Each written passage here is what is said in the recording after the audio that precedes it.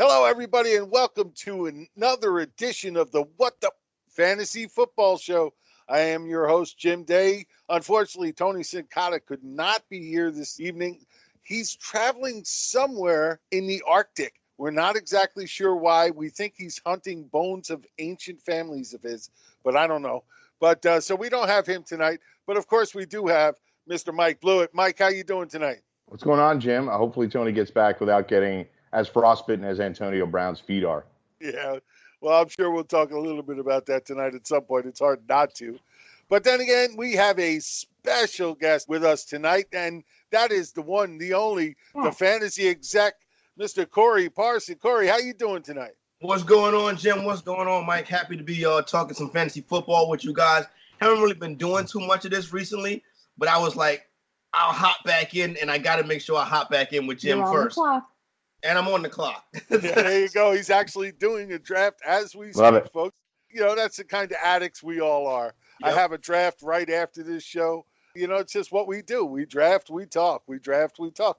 It's always a lot of fun. And one of the things we're going to talk about tonight is a conundrum that Mike has in a keeper league that he has. And he sent us his roster, and he can keep as many people as he wants. Well, I shouldn't say that because there's certain restrictions. It's obvious to me. It looks like round 1 and 2 can't be kept, Mike. It's so I'll do the whole setup of the league. There you go. This is effectively a home league. I got brought into it a few years back. I think this is probably my 6th year in the league, and it's a 12-team league. We roll half-point PPR, 4-point touchdowns for QBs. It's a 16-man roster.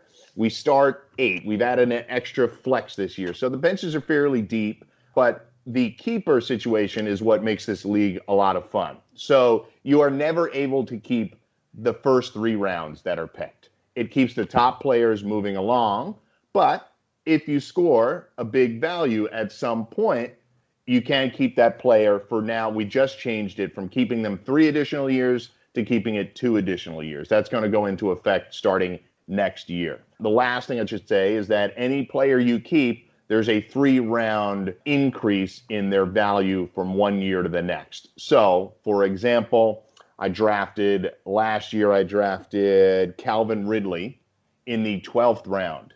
This year I get to keep him in the 9th round. So that's an example of a player you would keep. The best value in the whole draft right now, I would say, is Alvin Kamara, who was drafted in the 12th round 2 years ago. He was kept at 9. Now he's kept at 6. He'll be kept at 3 next year, and so on and so forth. I unfortunately don't have Kamara, which is what is creating this conundrum for me. So that's laying the groundwork. And Jim, I'll throw it back to you to see if you have any questions. Well, the only other thing I see is you have Deshaun Hamilton that you picked up as a free agent in week 15. That's right. And he's not available to be kept too. So there must be something else there. Yes, that's a good point. So there's basically a schedule put in place that anytime a player is picked up off waivers, you will have the opportunity to keep him, but that value gets prorated over time. For example, I picked up Phillip Lindsay after his week 1 breakout party. I get to keep him as a 9th round free agent, but I picked up Deshaun Hamilton in week 15. I'm not able to keep him. The round value advances too much, and then I can't keep him anymore. If I had picked him up in like week 10, I'd probably keep him for like a 2nd round pick if I wanted. Obviously, I wouldn't do that. Okay, so right off the bat, is there any... Well, actually, I'm going to toss this over to Corey. Corey, looking at his roster, right off the bat, is there anyone you would absolutely say you don't want to keep? Anyone I would absolutely say I do not want to keep. I'm interested to see what you guys think about this, but I am pretty much done. It's only been 2 years, but I feel like I'm done with Corey Davis.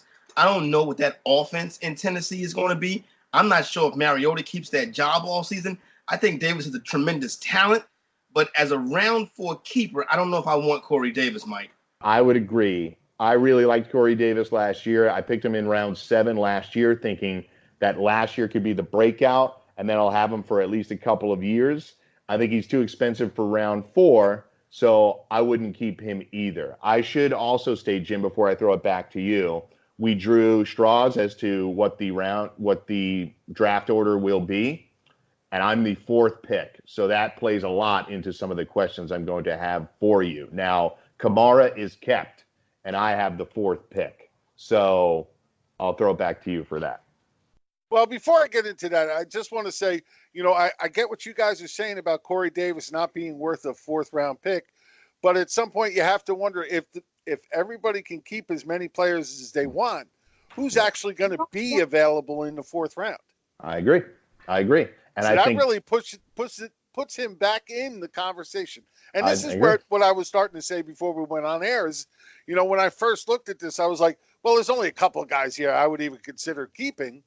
But then the more I thought about it and the fact that, you have multiple teams that will be keeping maybe 5, 6, maybe even more players, then by the time you get into these rounds that we're looking at for the players you have listed here, they might absolutely be the best player on the board by far. I think you're right. And I think this year is going to break records for how many players are kept. Other guys have gone through it. I haven't gone through it with a fine-tooth comb yet, but they're saying 25 to 30 players could be kept. I will probably keep the most players. This was a really good team. I got bounced last year in the semis. I came in 3rd place. My fatal flaw was 2 fatal flaws. A, I didn't pick James Conner. It's the only league in which I didn't pick James Conner. And B, I released Marlon Mack after week 6 because I just needed a receivers. And he ended up coming back and beating me in that semifinal matchup. So had I kept Marlon Mack, I'd probably win the league, but such is life.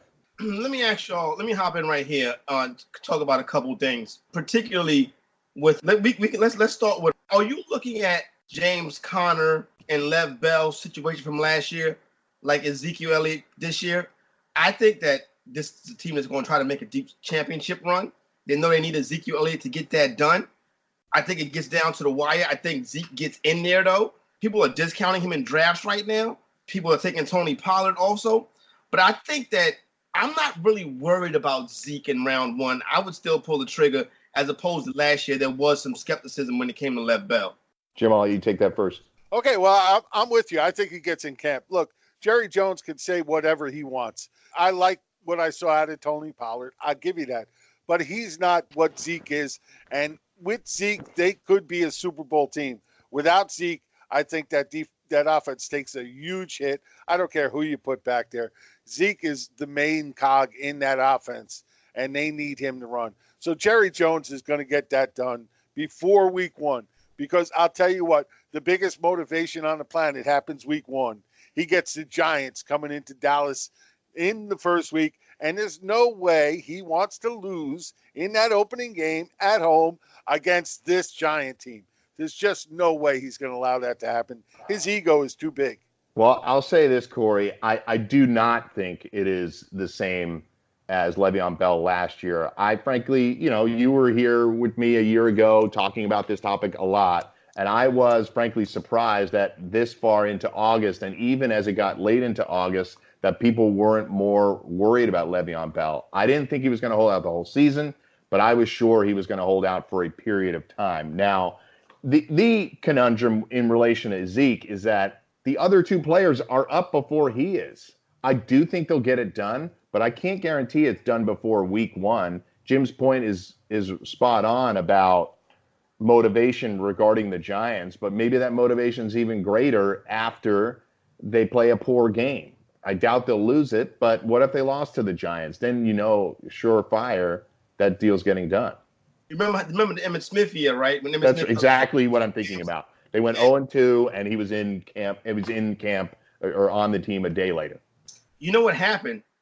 He came in the locker room. Legend has it. He came in the locker room after it was lost to the Buffalo Bills, where they had just trounced in the Super Bowl the year before. He came in the locker room, and wild man Charles Haley threw his helmet across the room, and it just missed Jerry Jones' head. And Charles Haley said, "You better get him back in here." And Jerry Jones left the locker room, and he went and he got Ezekiel Elliott. I wouldn't want Charles Haley mad at me either. Oh, Charles Haley has some legendary stories. Sure does. Yeah. Some of which you can't even say on this podcast. I was going to say, let's not. I think Zeke's going to be fine. I have Zeke still in that top 5 range, although I have moved David Johnson just ahead of him into 4. Zeke is now at 5, just because there still is the what if. Now, I'm with you, Mike. Last year, on the frenzy, I was telling these guys that I thought for sure Bell was holding out till at least week 10. Go away from him, get Connor. And even I was wrong because he ended up staying out the whole season. But it just seemed like he had that mentality right from the get-go for me. At least that was my read on it. This year, I don't get the same feeling. I don't think they're ready to go into the season without Zeke. I think he's there week 1. Jerry Jones, he can do and say all he wants, but ultimately he wants to win, and he definitely wants to beat the Giants at home. There was a lot more animosity between the Steelers and Le'Veon Bell than I find here. You didn't even have to read between the lines. The Steelers just kind of put it out there. They gave him a phony offer, went to press with it. Then it made him look bad for turning down the money when the money was phony money. It wasn't the same as Todd Gurley's extension, and they tried to make it look that way. So they were actually going to guarantee him less than the franchise tag was going to guarantee him. If Lev Bell had signed that deal and gotten hurt, he would have gotten $10 million guaranteed. The franchise tag was $14 million. So the Steelers were going to give him that 1 year and then allow an extension to roll over. But if he'd gotten hurt, they never would have offered that extension. Yeah, AFC North teams really don't play that paying big money unless you're a quarterback. Another thing that's interesting this year, this is my first time talking about the board with you guys. You notice once you get out like the 3rd or 4th round, everybody's the same. There's it's very little depth to the board this year. You're on deck. And I think this is we say disregard ADP and go get your guys. This is the perfect year to just go get your guys because all of these guys are the same. We just had one of the high stakes leagues over at Play FFWC just had Nick Chubb go at number 4 overall. Wow. And you know what? I mean, my first initial reaction was like, holy crap, that's crazy going 4. But the more I thought about it, look, if he's your guy, if you really think he's your guy, then I don't have any problem with you going at getting him at 4. Let's face it, he's been going off, especially within the last week, in the end of the first round anyway. He's definitely not going to be there for you at round 2. So if he's the guy that you think you're going to ride the train with, then I have no problem with him being picked at 4. What about you guys? Corey, you can go first, and I'll comment. I don't have no beef with it. The only concern is what happens when Kareem Hunt comes back in week 10 and he's fresh and he's ready to rock and roll. But I think this Browns offense is going to be very good this year. I think they're going to be up and down the field. Nick Chubb breaks long runs. He's going to be catching passes. I don't have a problem with Nick Chubb in that top 5. I really don't. But what worries me is, when Kareem Hunt gets there. By the same token, if you give me 10 good weeks, I'm all right with that too. You know what I'm saying? Yeah, I mean, you end up having to piece it together anyway between different running backs. I would quarrel with it only in that I think the person doing that was married to picking a running back there, and I don't think you need to be. It's obviously that person reacting to Zeke holding out, not having faith in David Johnson or Le'Veon Bell, mainly because probably of their offensive line issues, and him saying, I have to get a running back, and that's the guy I want. Can I jump in there? Yeah. Because it could also be that he just is so enamored with the fact that they got rid of Duke Johnson that he expects Chubb to be a lot more involved in the passing game, which is exactly what the coaches have been saying. So, you're talking about a guy who averaged 5.2 yards per carry last year. And if you throw in additional receptions, additional receiving yards, and a couple extra receiving touchdowns, his stock is going to go through the roof. And I think when he started, from week 7 on, he was the number 9th running back in PPR. So, I mean, the chance is there, but I am definitely worried about Hunt when he comes back. That's right. That's right. You have to be, because they have to get Hunt on the field. If they're going to try and trade him, they have to showcase him. And I think the other 3 guys, in this conversation, Bell, Elliott, and Johnson, don't have a guy that's going to take carries at that level. They just don't. I agree with that solely. So, I mean, you get Chubb for those first 10 weeks. It's great. I agree with you, Corey. You should be a barn burner. But the problem is if he loses even half his carries over the fantasy playoffs, he could really, put a hurting on your fantasy team.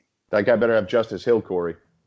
Yeah, I'm a Justice Hill supporter. I'm a big Justice Hill guy. Matter of fact, I like the Ravens offense together. You look at the players that they brought in: Hollywood Brown, Justice Hills, even the kid Boykin. Yeah, but Brown's still not ready. That's Boykin true. has been looking really good. I like him. I do like Justice Hill. I think he actually fits his offense better than Mark Ingram does. Mark Ingram has never run an RPO offense before. We don't know if he can or if he will. I just don't know. He could surprise us, and it shows up that he has no problem with it. But I think Justice Hill is just a better fit for what I think they're going to try and do here. A lot of short passes, a lot of, quick RPOs, things like that. Because let's face it, you're not going to want Lamar Jackson throwing down the field all game. Even though they're saying he's having a much better camp throwing the ball, but I need to see it at this point. Jim, he's going off the board at quarterback 18. That's criminal right there. This is a guy that can run for 80 yards a game. I know you weren't the biggest Lamar Jackson guy last year, but, man, Lamar Jackson could have a very big season this year, and so could Mark Andrews. Yeah, Mark Andrews is like the only receiver on the team that didn't take a huge falling off the cliff, hitting every rock on the way down type of situation once Lamar Jackson came in. Shout out to the All-In Kid. So, yeah, I agree with that. And, look, the way I look at it this year, if you really want to take a chance on a Lamar Jackson, a Kyler Murray, or even a Josh Allen, because of what they give you on the ground as well, I see that. But this is the perfect year to do that because you got guys like Phillip Rivers and Tom Brady that are coming off the boards, as the 19th and 21st quarterback being taken. Yep. You want to take a chance on one of these young guys because they give you a great floor rushing, then come back later on and grab one of these older studs that have been there forever because they give you that nice, safe backup. And if the running isn't working, then you got the other guy to go with. This is the perfect year to take that shot. I don't know why people hate on Phil Rivers. Every year, it's the same thing. Every year, he's being drafted 18th, 19th. Yet he hasn't been outside the top 12 in every year but one as a starter. He's got to throw 35 touchdowns with his eyes closed in this offense. He doesn't have that magical word for that fantasy owners love upside, but I'll take the consistency of Phil Rivers all the time. Where are you guys at this year on Dion Lewis? I think right now he's great value because he's just being left behind. Nobody's even thinking about drafting him until very late. I think he's absolutely one of my value picks for sure. Dion Lewis and Jerick McKinnon are like brothers in arms right now. People have just totally forgotten about them. Yeah, but Jerick McKinnon still ain't healthy. I know.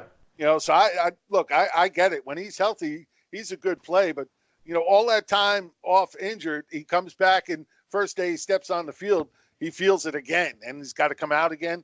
At this point, I really don't have any faith in him being ready this year. Or if he is, it's not going to be for the full season. So I love Matt Breida where you can get him. Jim, it's Tevin Coleman's job. Yeah. No, I'm not taking it away from Tevin. I agree with you. But Matt Breida is still going to get his. Yeah. Beat writers down there, but they love him. Breida's been playing all over the field. They're getting highly involved. So he's going to have a good chunk of it. Let's face it, Coleman has never been an every down bell cow back and be successful at it. So you're going to have two of these guys involved in this offense. And the way they run that offense, the way that they love to throw to these running backs, both of these guys are going to have fantasy value. It's pretty amazing that if you look at NFFC ADPs right now, just in the these last 14 days, Dion Lewis, Justin Jackson, Dion Lewis, Duke Johnson, Matt Breida, all back to back to back to back. And all those guys have similar sort of stories that you could bank on to potentially gain a huge reward. That draft is at least going quickly, Corey. Right. I had the 6 picks on right in the middle, so I'm coming back quickly. I'm just looking at some of the names on the board. I'll tell you what, I'm in the 9th round. It dries up pretty quick. But I think I'll probably, if it works out right, I'm going to grab Dante Moncrief right here. I think he's starting to get a good lock on that second wide receiver spot in Pittsburgh, which has always been a very fantasy-friendly spot. Moncrief always been a good player. The thing about it is, you had a year of Jacoby Brissett, then he was hurt, then you had to go down with Blake Bortles. I think this could be the season where it all comes together for Moncrief. So go pick. I'm with you. I'm definitely on with Moncrief. I've been saying it all preseason. He's the number 2 for me. And now you got ESPN reporting that there's some executives in the Steelers front office that think that Deontay Johnson, the rookie, has passed James Washington on the depth charts. Look, there's something going on with James Washington. We've seen him be a flashy player. I just have to question at this point the fact that I don't think he's picking up the playbook quick enough. I don't think he's picking up the defenses quick enough. And this is what keeps him off the field. That's what kept him off the field last year. I think it's going to end up doing the same thing this year. People are still buying into Washington. He's still coming off the board before Moncrief. And I just think that's a big mistake. Mike, what's your thoughts? You're a Pittsburgh guy.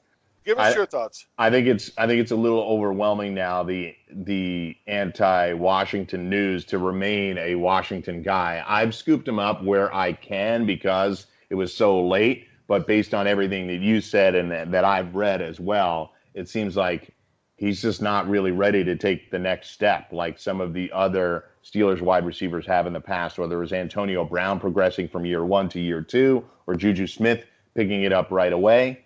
I think we do see this at times with prolific Big 12 players. I'm not bashing the whole lot of them, but I think it is difficult for some of the Big 12 players that play in wide open spread offenses, not going up against challenging defenses, to adapt to the NFL. We've obviously seen standouts like, look, Hollywood Brown may be a guy that ends up being great from the Ravens, and obviously Des Bryant had massive years, and even Josh Gordon at times. But there are many other players out of the Big 12 that have busted, and I think a lot of it has to do with the fact that they're not running around. That doesn't resemble the NFL football. Yeah, that's not A&M. So I can dig it. I can understand where you're coming from with that one right there. When I look at another thing that's interesting on the board this year, as when I'm looking at it and looking at some of these names and where guys are going and stuff like that, is particularly when you look at that first tier of tight ends, when you have the big three, the holy trinity of tight ends with Ertz and Kittles and Kelsey. I would take Kelsey as high as 6, depending on what I wanted to do.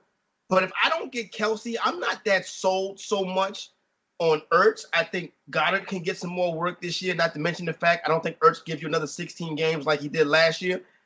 Kittle, Jim, I worry about the quarterback. And you know what, Jim? I put it on Twitter today. I think that I wouldn't be surprised if he got benched this year. Well, the one thing I saw on Twitter today, and I had to pass it on to Chris right away, is that he threw 5 passes today in practice. It was his first 5 passes, and they were all to the other side, all to the other team. I think he's got it in him to be a good quarterback. It's just, between the injuries and the fact that he just really, well, at least last year, he was being drafted like an elite quarterback and with no real resume. This year, he's not being drafted like an elite quarterback, so maybe he has a shot. But, man, don't be surprised. I thought Nick Mullins was a guy that really surprised a lot of people last year. I wouldn't be surprised if he gets to play. But let me ask this question to both of you. Everybody was on board the Kyle Shanahan train a year ago, and now they're not. Is it because of Jimmy G, or people have just forgotten how psyched they were to have Kyle Shanahan running an offense? I think it's Jimmy G. I think it's Jimmy G. I like when it comes to the receivers, I like Debo probably the best, and you can get him late. I think Debo's going to be a stud. I'm not buying this Dante Pettis thing too much. I think his ADP is a little bit too high. I think I think he might be a trouble spot. So that's what I really look at it. As far as Kittle, like I said, I worry about the quarterback, and that's what I was going with. I like that other tier of tight ends better with Ingram and Howard and Hunter Henry. So I'm excited about the backs, Mike. I'm excited about Coleman and the potential of Breida coming in there, and I'm excited about Debo as far as where I'm getting him, what kind of return he can put on where he's being drafted at. But I'm not, the offensive genius he is, but I just don't see it with the talent in the quarterback. I get it.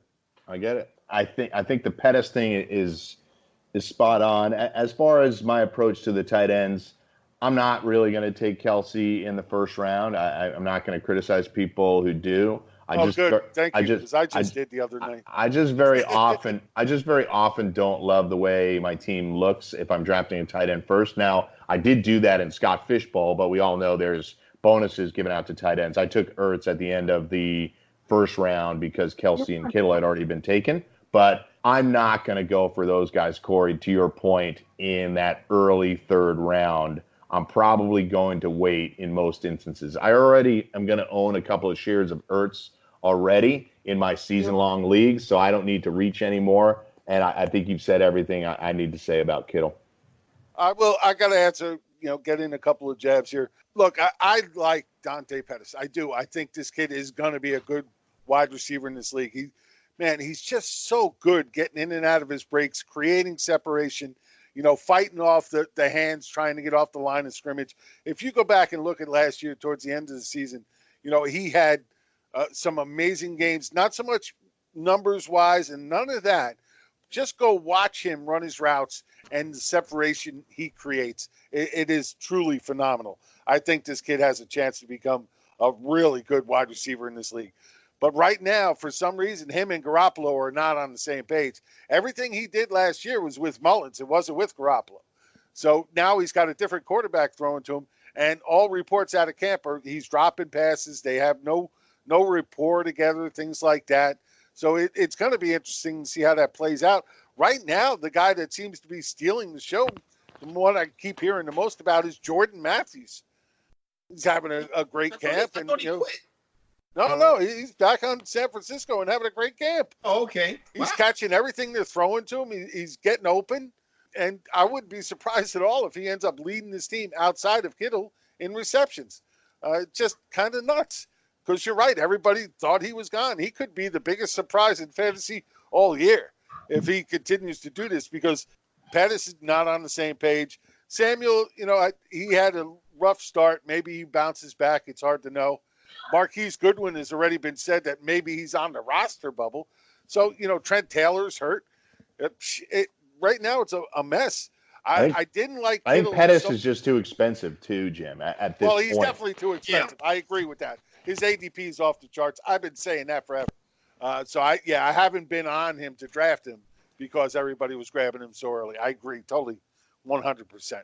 But I think at some point he's going to get to that next level of wide receiver. I really do. I think he's got it in him. Well, let me ask you this. What do you guys think about the ADP of Chris Godwin? I think his ADP is too high. I understand he has a tremendous opportunity this year. You know what I'm saying? But I'm looking at where he's going, and I'm like, well, let's pump the brakes a little bit right here. Oh, you guys think that Godwin's the real deal, and these targets are going to be there, and these touchdowns are going to be there? I think it's a really simple answer to this. If you buy into the Arians transforming Tampa into the vertical offense, then there's no problem with his ADP. If you don't buy in, then it's too high. And I think I'm too lukewarm to suggest that Godwin should go that high. I do think there's going to be a lot of targets there for him, and I think he's proven to be a talented receiver. I just don't know that this Tampa offense will reach the heights that some of our cohorts in the fantasy football world think they are, Jim. Actually, I do. I'm an Arians guy. I've always been an Arians guy. I love what he did in Arizona with Carson Palmer. And at that point, Larry Fitzgerald out of the slot was huge in that offense. And I think we could easily see the same thing with Godwin. We could see him get 100 catches in this offense. He gets 100 catches. That ADP is no problem. He's absolutely going to play on that. If he get 100 catches, I'll be floored. But it could happen because, I'm a supporter. I like Jameis. I like OJ Howard. I like the whole thing. Obviously, I'm a big Mike Evans guy, so I can get down with it. I'm just looking at it, and maybe that's just why I feel like the board is no depth to the board this year, because I would think he'd be more of a 6th, 7th round guy more so than a 4th, 5th round guy. Well, that's it. I mean, it really comes down to, do you believe he's going to get close to that 100 reception mark or not? And the people that do will draft him there. The other guys like you will say, okay, well, I'm going to pass on him and go get somebody else. So, yep. Hey, look, if we all agreed on the same players, this game would be boring as hell. I think he's the type of guy I'll probably have a share or two, but I'm not fully bought in. I just think Tampa is going to struggle again. Now you could say that they'll be behind a lot and that they'll be throwing the ball a ton. That schedule really doesn't line up well for any team, and they're going to be away from home for 7 weeks. They've got some tough road games against good defensive football teams like Tennessee and the Rams. You in Tennessee, Seattle. Man.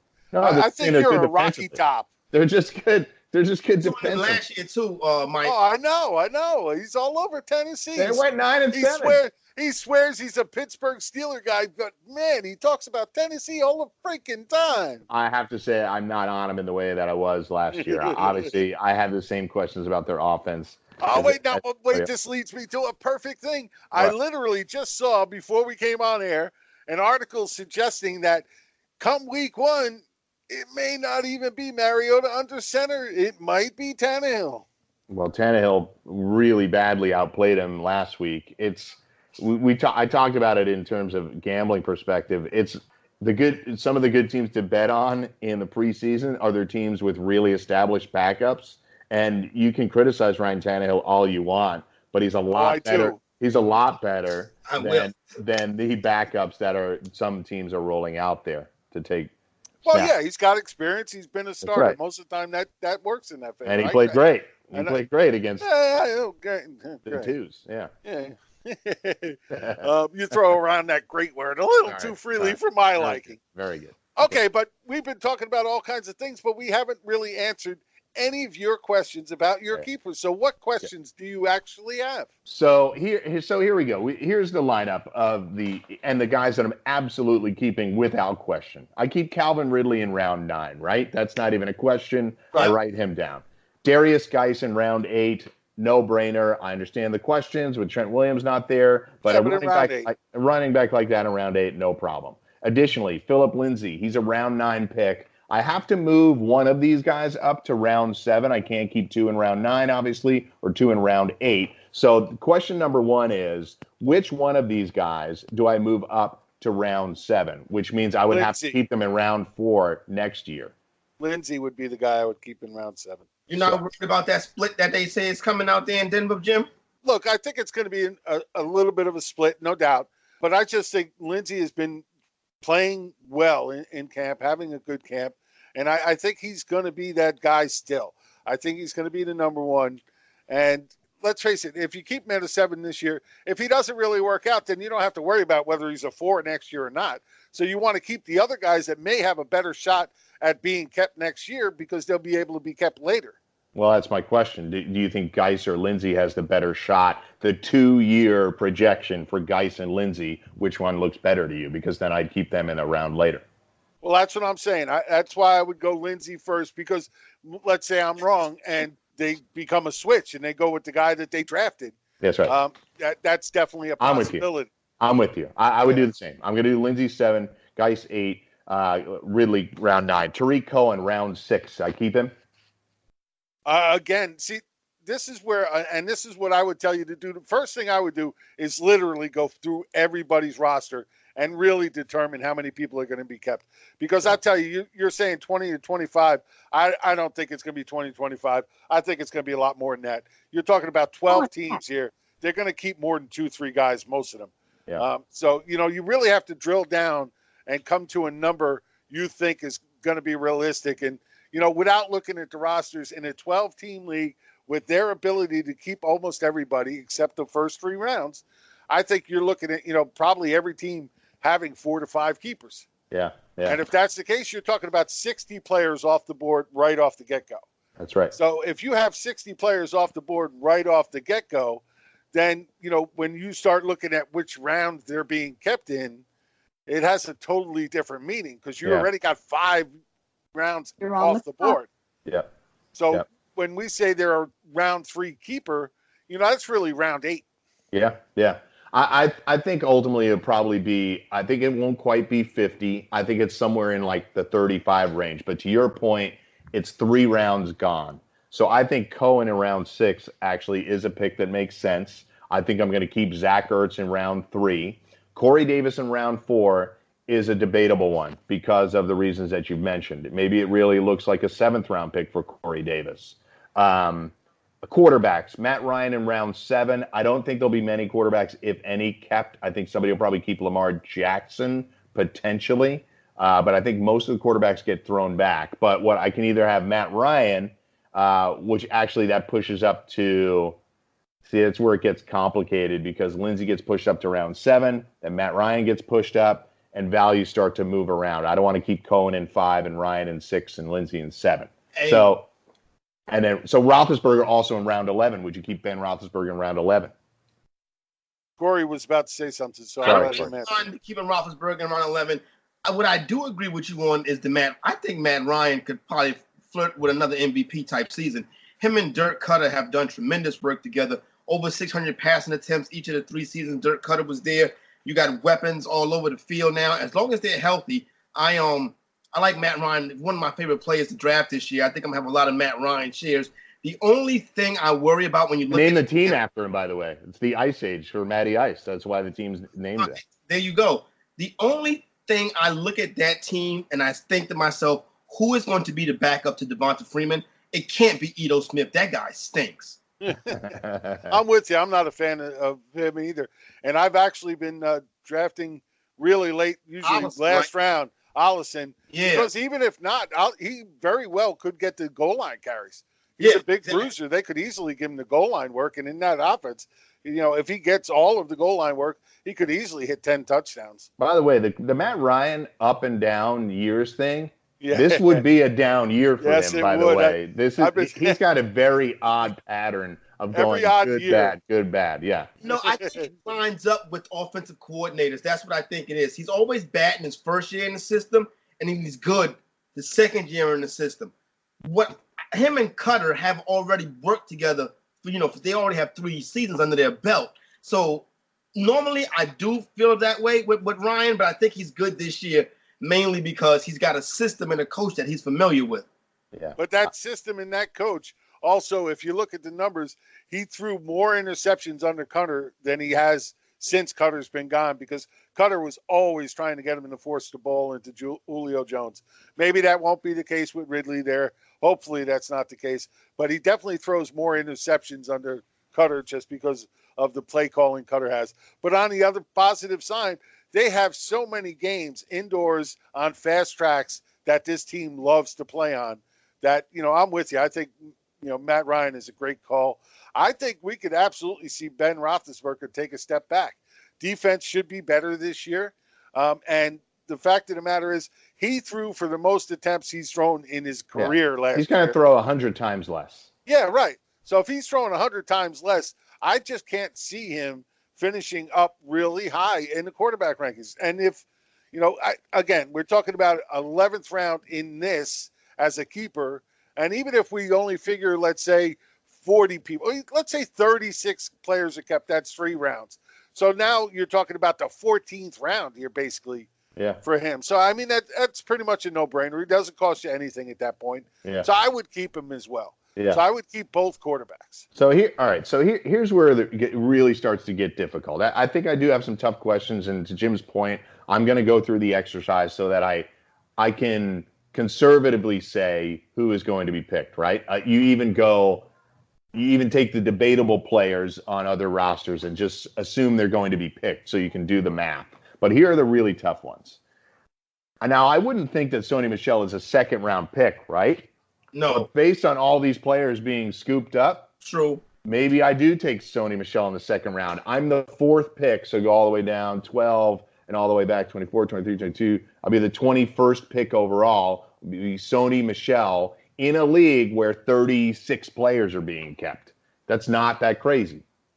No, it's not that crazy at all. And, it also takes out the fact that you don't have to worry about him next year because you can't keep him next year anyway.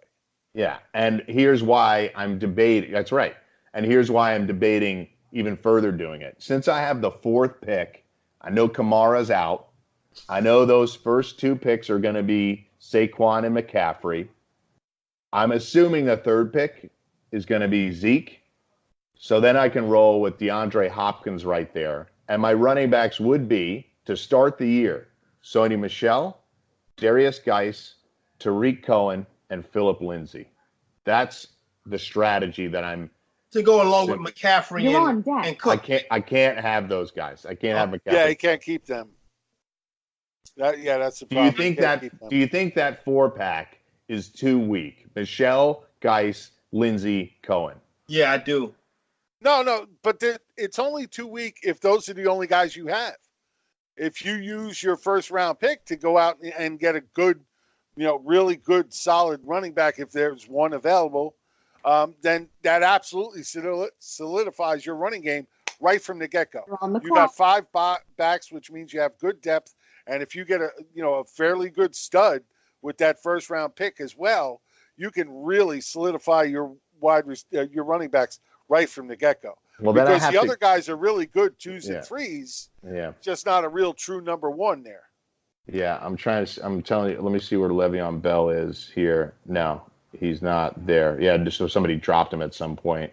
And yeah, David Johnson isn't kept. I mean, I could draft David Johnson or Le'Veon Bell at 4, but I'm thinking because I have those other 4 backs, maybe I go with DeAndre Hopkins there. Then I'm starting my wide receiving core with DeAndre Hopkins and Calvin Ridley, maybe Corey Davis. But then you never get back to having that good RB core that you want. Because you can recover if you take that good running back first. You can recover with good choices at wide receiver. You got Michelle, who's probably going to be dinged up with the knee, right, from time to time. You got Cohen, who is, you never know when he's going to go off. It's not best ball. You got to set a lineup. That's right. Who is the other ones? Phil Lindsay, who could be in a timeshare. And Darius Geis. Whose offensive line could be terrible. Who can't get on the field. Yeah. Yeah. No, I know. There's a lot of questions. I mean, if you wanted to go the route you're going, and you're right, this is a lot of questions, and I'm glad you brought it to us. Definitely something to consider. But I think I'm going to kick Michelle back in, though. I don't think I'm not going to keep him. I couldn't blame you for that. If you get Michelle, I would take Damian Harris later. Yeah. Well, actually, Damian Harris has been having a really bad camp. Oh, really? Hasn't been doing much at all, and he's hurt again. He's hurt. Wow. Yeah, he's got a head injury. He's day-to-day now. So he's missing time. I hate seeing rookies miss time. I'll ask you one more question about this roster, since we spent a lot of time on it. I have the number 4 pick. Too early for Juju Smith. But what if I kept Juju and made a trade and swapped with people and trade for the 2nd round pick? Is that something you would consider? I'll say it in this way. What if I kept Juju but swapped the 4th and the 12th pick and then took that other guy's 2nd rounder or something like that? Then I have 3 picks in the first 2 rounds. Oh, yeah, if you could do something like that, I think that would be an awesome way to do it. Absolutely. I just read Davis Maddox's article today about how he thinks Juju is now the number 1 wide receiver in fantasy football, which is a pretty interesting take. But he's not going to be that far off. He's up there. He is, but he's not going to. I don't think he's going to have the kind of season that Odell Beckham has. I'm telling people, I think Odell Beckham is going to have. Put it like this: remember Terrell Owens' first year in Philadelphia? I see Odell Beckham having a season like that. I think he can flirt with 20 touchdowns. I could see it. There just are a lot of mouths to feed there. Odell is going to be the one that gets the football, though. You know what I'm saying? Yeah, but I think he's even a little dinged up now, which I'm taking with a grain of salt for all these guys, because I think a lot of these guys are dinged up because they don't want to play in the preseason. They don't want to practice. Yeah, and the coaches aren't forcing them back. If I were Freddie Kitchens, I wouldn't play any of those guys. I agree. I wouldn't have a starter on the damn field at all. They had a joint practice. Oh, they're joint practicing right now. Oh man, I could use a joint practice. Tell me about it. They're having joint practices right now with the Colts. Colts situation we got to talk about too. But the reporters at these joint practices are like, the Browns offense is humming. And this is without Jarvis Landry and Odell Beckham on the Okay, one last point, because then we got to let Mike go, because he's got to do another show right after this. Yeah. But one last point I'm going to say to that is a lot of egos on that team. And if Beckham and Baker have an issue at any point, does it then become Beckham and Landry versus Baker? Because you're talking about 2 best friends there. He's going to side with his best friend. So at what point, with all those egos, could it come unraveling quick, is what I'm saying. I think it is a possibility when you have somebody like Beckham. We've seen him, overreact to all kinds of crazy stuff. We've seen him get mad at Eli Manning for not being able to get him the football. Eli Manning is terrible. You know what? All the numbers that Beckham has had in his career to date have come from Eli Manning. Jim, they're pretty damn good numbers, dude. They're pretty damn good numbers. Hall of Fame numbers, Jim. But imagine if he was good. Imagine if the quarterback was good. I get that. I like Baker. Don't get me wrong. I like Baker, but there's a lot of ego here. A lot of ego. I'll say one thing as the resident Steelers fan, a team that egos tore asunder. There was nothing ever wrong with the offense. There was never anything wrong with the offense. Those guys wanted to kill each other, and they all got traded and held out, and they obviously don't like the quarterback. And the reason they lost games and missed the playoffs because the defense couldn't execute. It never really impacted the offense in a material way. It didn't. And I don't think it will, but we'll see. I don't know. I'm not saying it's going to happen, and I like Cleveland to win the division, and I definitely think they're going to make the playoffs, but I'm just saying it could. And with that, we're going to end this, folks. I want to say thank you very much to Corey for joining us tonight. Always fun to talk to Corey. Corey, tell everybody what you got going on.